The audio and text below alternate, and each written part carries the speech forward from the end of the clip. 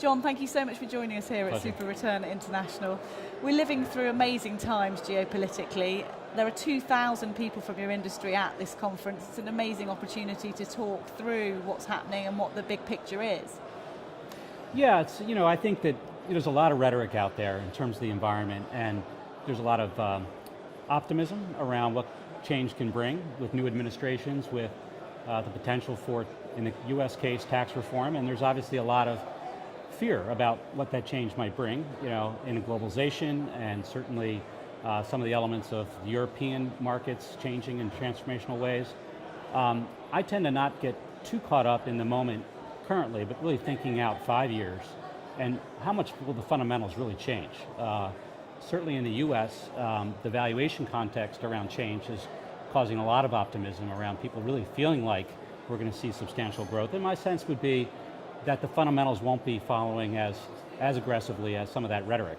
And so from a private equity standpoint, the benefit we have is we can actually look out longer term. We do see that there will be some dislocation. It won't be as linear as the optimism suggests. And as we can look to actually add value to the companies that we own, we can hold them for a longer period of time through that volatility. That's a great benefit to your industry that you are long-term investors in that sense. It's terrific, and frankly, not only does it allow us to be long-term in building companies, but it also allows us to tackle valuations when they get too far ahead of themselves, and therefore we're selling a lot into this environment. We've monetized last year over $12.5 billion of our portfolio, but then on the buy side, be available with a lot of dry powder when dislocation arises. You mentioned dry powder. What does that create, that environment? Because it's a very buoyant environment at the moment. Some fear that, the dreaded bubble word, what do you think that means when there is this much dry powder around? Our business is cyclical, and certainly we're at a time where credit markets are as robust as they've ever been, and fundraising is increasingly bringing more capital to the market. So I think that's sort of the negative view of the current moment, which I think will put pressure on prices for at least the foreseeable some quarters that we're looking at. On the other hand, we have not seen the growth in some of the larger deals. We have not seen the set of take privates that we saw back in the early part of this millennium, and certainly when we look at our industry and what we can do to transform companies, I still feel like we have a lot of growth that remains.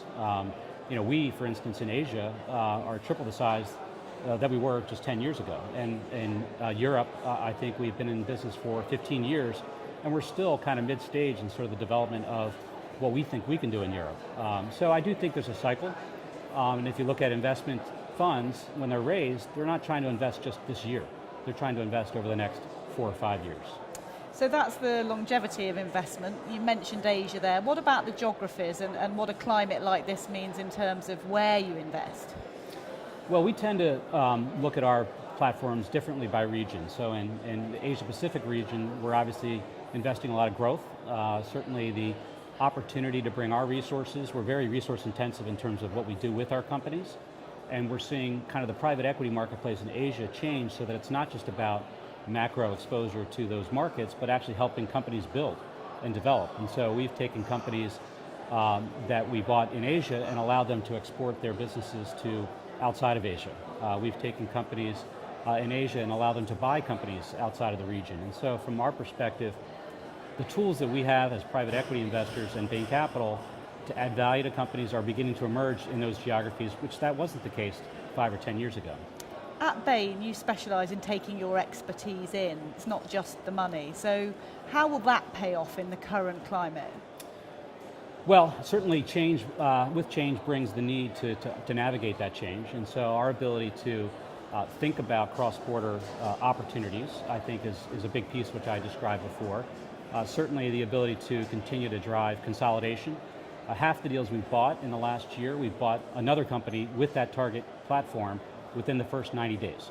So when people are more fearful of the outcome of what they can do with their business at a subscale, we can put 2 companies together and actually consolidate industries. And so that resource that we can bring to bear to identify those deals and then also integrate those companies to drive value, I think positions us pretty well in this economy.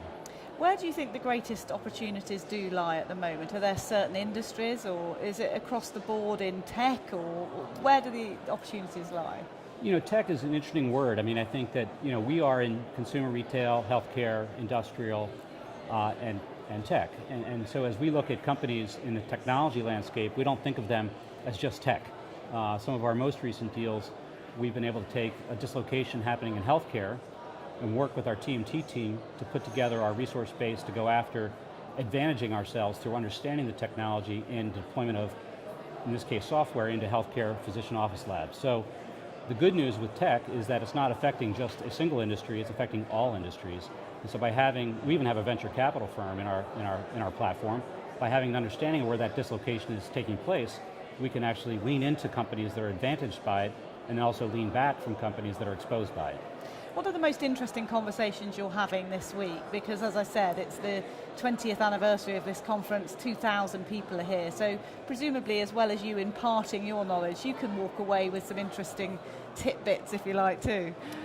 History repeats itself, it's a pattern. And as I've thought about my own career over nearly 3 decades, there's periods where everybody is worried we're at the top, and generally speaking, when we are, we do see the cycle happening in a forward couple of years. But that doesn't mean the industry is not going through long-term secular change, and I try to convince at least our partners and our funds that we can take advantage of these cycles as much as be exposed by them. So I think it's interesting to step back and say, what is different about this particular part of the private equity evolution that wasn't the case 10 years ago? And I think the capabilities of our industry, the global scope of our industry, what we're doing with companies is so different than 10 or 15 years ago that it really portends well for us to be, frankly, leading the next cycle coming out of it as opposed to feeling exposed by it. So I'm pretty excited about our industry and its institutionalization, if you will, around what we can do to create value, and I think it's a pretty good model to continue to drive secular growth, not just worry about the cycle.